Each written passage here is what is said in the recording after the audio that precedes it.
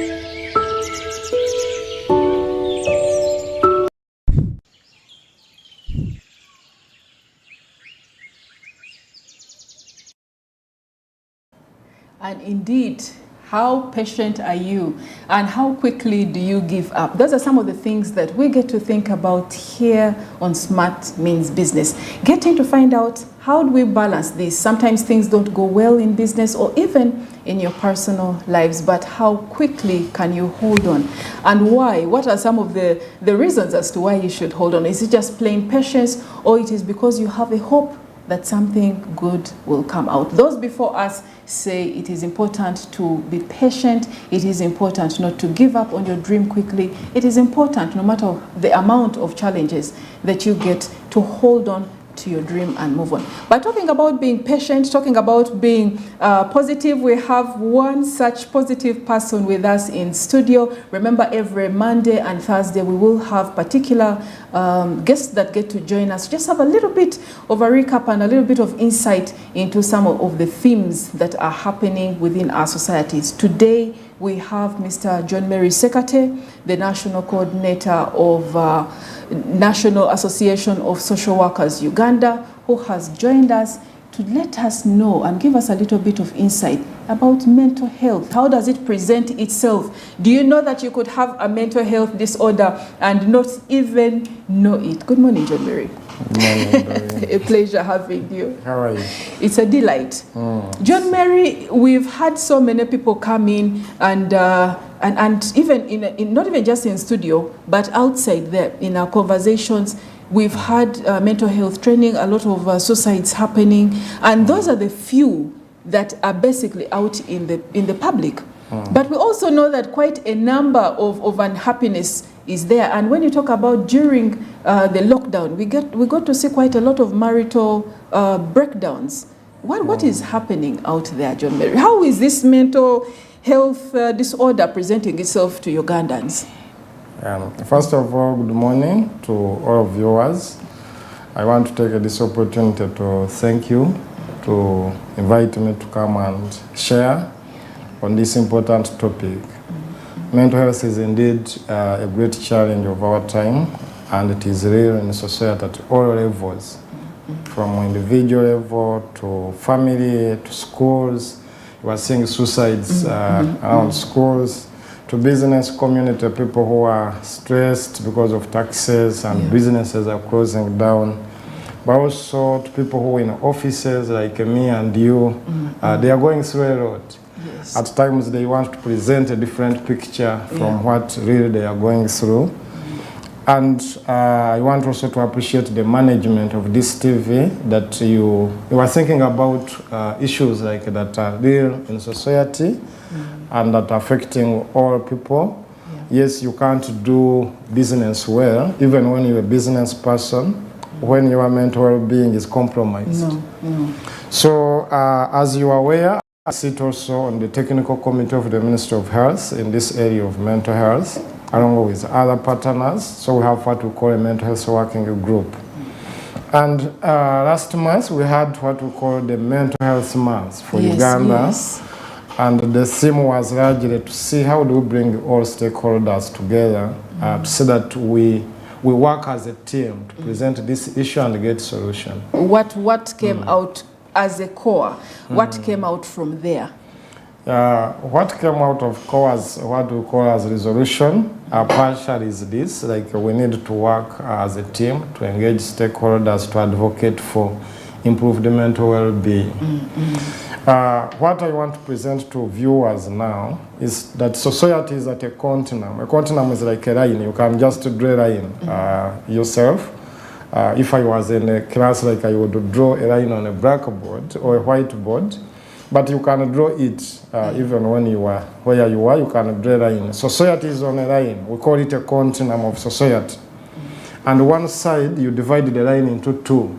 One side of the continuum, there is what we call mental well-being. Yeah. And on the other side? That side of mental well-being, it means you are still functioning normal. Yes. You may be having signs, but you may not be bothered even what we are discussing today because you feel you're okay.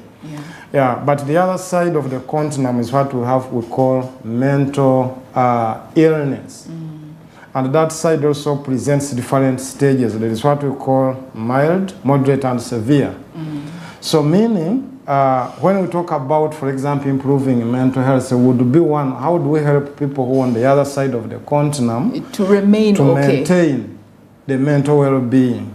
Because the group of people who are now graduating from mental well-being to mental illness is alarming. Yes. When you look at the Ministry of Health,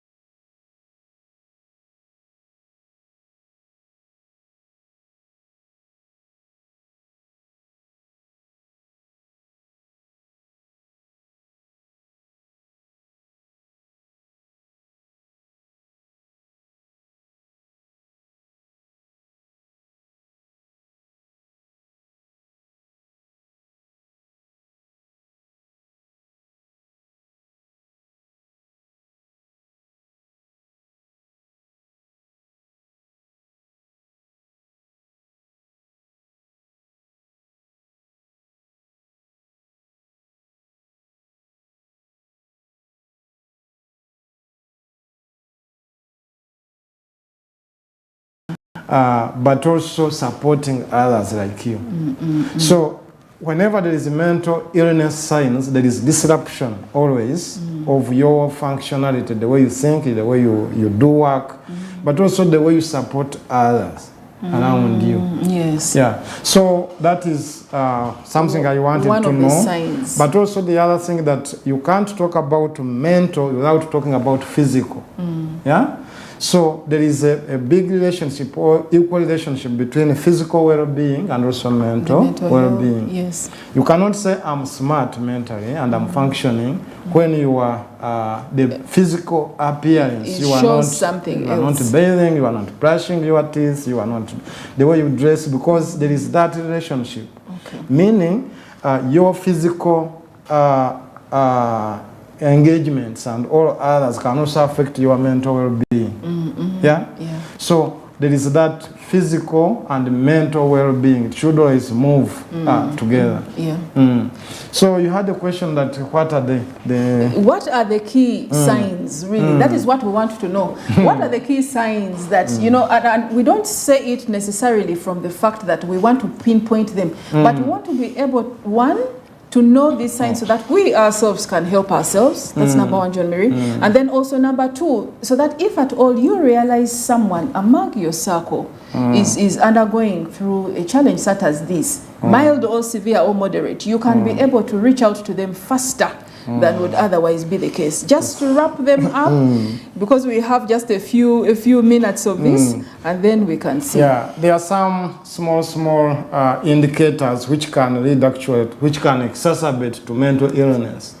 For example, somebody can feeling, let's say, decrease in energy. Yeah? Oh, I'm tired. Yeah, there is tired, but when there is persistence, decrease in energy, you feel you are down every time. Or it can also be the other way around. It can be even increase. You're hyper. Every time your energy is high, and there's persistence in that. Yeah? So there's feeling down and unrelaxed. There is some people can say you relax. Yeah? But you can see somebody is not relaxed. You can be in a function, it can be in a family level, even in a small circle, and you see somebody is not ever relaxed.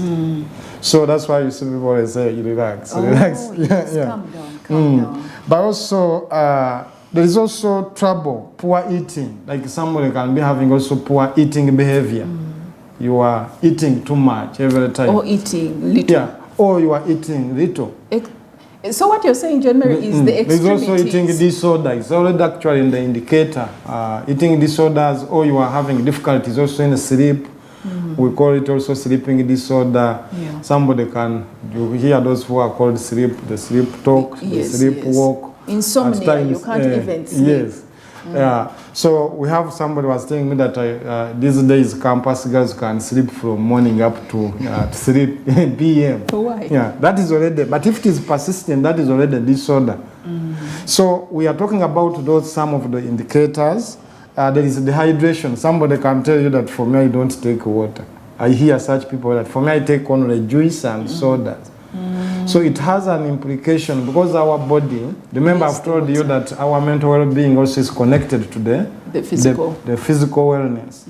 Our body is largely water. So if you are not taking water, then it means there is something you are going to affect with your mental well-being. What about those ones who are fasting? There are those ones, liquid fast, is it dry fast and all that? What about those? That one is a special time, maybe it is not persistent. Remember, here we are talking about persistence of some of the indicators. Okay.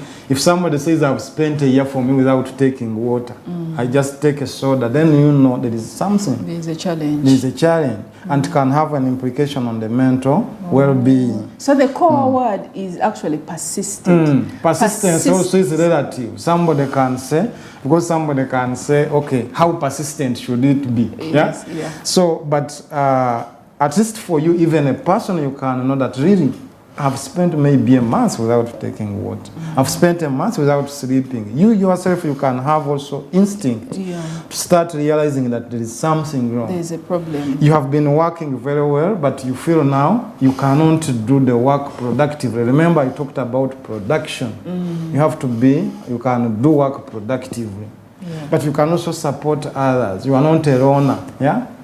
So, there are those ones, John Mary, let me just even cut you short. There are those ones who are unemployed. Uganda has quite a number of unemployed youth right now. You're talking about productiveness, and someone is saying, but now I do what? There is no job. I do what? I wake up in the morning, at home I'm not wanted because there's a lot of chaos there. So I have to go out and try to make myself useful. I look for jobs, there is nothing, so I sit.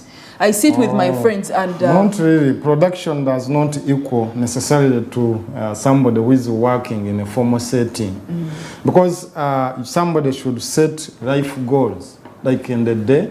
Even when you are not working in the office, you can say, okay, I will wake up, I will do house chores, I will clean the compound, I will do this, and you have those routines. Yeah? And therefore, if you have been doing it and you feel you cannot accomplish such, yeah, you feel like you are so tired and you cannot even clean the compound, you cannot. There are some small tasks. For us, production does not necessarily mean that somebody is in, is on the computer like me and you. Yes. But in terms of production, like somebody can be able to do the tasks that he believes he can do. And these are personal as well as organizational, occupational tasks as well. And this, as I told you, that mental health is also the major big picture why you should focus on it. It has a burden. It has a burden on you as an individual. It can affect your production. It can also have a burden on your family. If they say your sister now has been, let's say, referred to GOTV Mental Health Hospital, then that's when you will start feeling it. These days, they don't want people to be taken to GOTV because of the social stigma associated with that. Yes. People these days sanitize it to say somebody is in rehabilitation. But when you are in rehabilitation, in my view, it means you have already reached severe stage. You are being rehabilitated just to go back. They are trying. And there are some people who are in hospital settings such as, let's say, GOTV, and they have spent there 10 years. So there may be no, if you have reached severe, it is just to rehabilitate you. So that you can be functional. Because you are, you have that act of a human being, but you have already, they can't do much. They're providing you something to rehabilitate. So these days people say somebody has gone in a rehab, that is how they want to put a swag on it. Or retreat, Even retreat spaces. And this particular, unfortunately or fortunately, because you have two sides of this coin, John Mary, you have the fact that we are very aware about the social stigma attached to anyone coming up, whether it is in mild format, saying, you know what, I'm having challenges and I need some help in regards to maybe being able to do just even the basic tasks like you talked about, brushing in the morning, laying my bed, cleaning my space. All those persistently don't mean that you have a mental health issue going on. But the fact about this is that sometimes we may not necessarily look at it as I have to go to GOTV, because you have different avenues coming up. Retreat center, wholeness and mind center, and they charge quite a lot of money. Even now, these days, what we call community mental health interventions. And also, I think maybe in our next program, we shall discuss on what somebody can do to improve his mental well-being. But interventions at national level are there, but they are overstretched and overwhelmed. And therefore... They normally cater also for those in the severe segment. And therefore, our focus should be how do we maintain the other side of the continent. People shouldn't graduate so much this side. We should give them information, what they are supposed to do, and if they are already affected, what they can do, so that we have a productive, but those who are in business, you cannot be productive when your mental well-being is compromised. Just give us one other sign or symptom, whatever you call them. So there are also difficulties in thinking. Because you see mental, we are talking about the thinking mind. And the mind. So you may be good, like maybe if you are at school, you are reading, you can read some novel, you can do tasks. But when they give you tasks, you feel you can't think further. But those who are in business, maybe somebody was having those thoughts like to think this is what I can do, this is, but you cannot, you feel like you are as if you are stuck. Those are signs that maybe there is something going on your mind, if it is persistent. But of course there will be that time when we shall discuss on how to improve. There is also, we have talked about poor eating habits. These days we have seen what we call child obesity, and also which is on the increase. And also people who seem like they have money. How is that connected? How is that connected to mental health? Yeah, if I want my pizza and my soda every now and then. I told you that the body is highly connected to mental well-being. Yeah. So the body is not comfortable. You are weighing your tummy is weighing, let's say 20 kilograms already. It is making you stressed. When you are moving, everyone is talking, is looking at you. Those people who are like oversized, they can tell you when they just move on the street, because of the social stigma, somebody looks at you as if you have a big problem. But remember, in Africa, in the African society, the bigger you are, the more luxurious. Either you are affluent, money, more prestige, and it is still there. Well, it may be dying off, John Mary. But right now we see, recently a friend was telling me about a story in which they had invited him to go and represent one of the big people, the different big people at one of the functions. Because he's such a slim man, yes, when he got there in his car, they immediately disregarded him. And the first person that could come is the one they thought was the key guest. Okay, the conventional thinking has been like that. That if somebody is big with a big stomach, more wealth, more, it means it is equal to well-being. But as society is transitioning, I think that mind is becoming unfashionable and dying. But it is still present. There is a difference between somebody being oversized or being oversized, but you can move and do your work and your activities. That is one. But what they call obese means you cannot. They measure, there is some measurement they measure BMI. In terms of height and your weight. Yes, the BMI. Yeah. So you were asking how is it related? Like if you are overweight, it affects you. It affects you that you can move, having moving difficulties. I've been seeing child obesity also at increase. When you look at these schools, you find the kid is being driven from home to school, school to home, no exercise at all. And for them, the parents think that is now a good life, which is also a challenge. So, but it is regarding from the way they time them even to eat and do exercise. When you compare these kids, they call ghetto kids, you find for them they are very active, they're jumping over the mialas and everything and playing their football. So eating is also very important when we are talking about mental well-being and what we drink. We have had like people who are drinking a lot of alcohol, using drugs. They are all those, they are related. That is true. Yes, and Uganda still comes within the East African region. Uganda's alcohol consumption is still very high. Of course, we have our neighbors, the Kenyans, beating us, but Uganda's consumption rate is still very, very high for alcohol. There is also another thing, trouble in concentration. You know, when we are doing work, like a boss in office, let it be business, let it be what, concentration is key these days.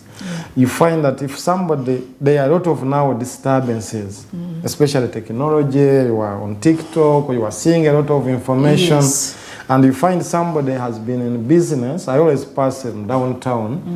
You stand maybe on the entrance and you want to buy something, but somebody is busy on technology and little time is given even to customers. Some may continue. If he's your too good friend, you can. Absent-minded. Yes. You are not concentrating on what you are doing. But we're also being told to multitask every now and then. Yeah, multitasking is different from poor concentration. Because if you can even do multitasking, it means your concentration is too high. Is good. Yeah. So, yes. John Mary, in just 1 minute, wrap it up. We've run out of time.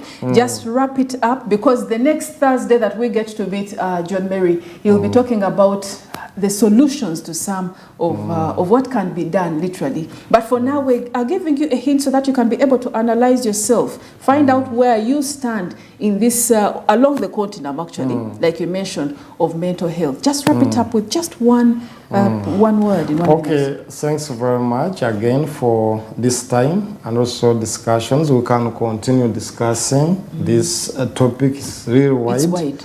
But for us, what we are calling up to all the public and all stakeholders is like we need to start paying attention, because the cases of mental illness in Uganda are shooting up in thousands.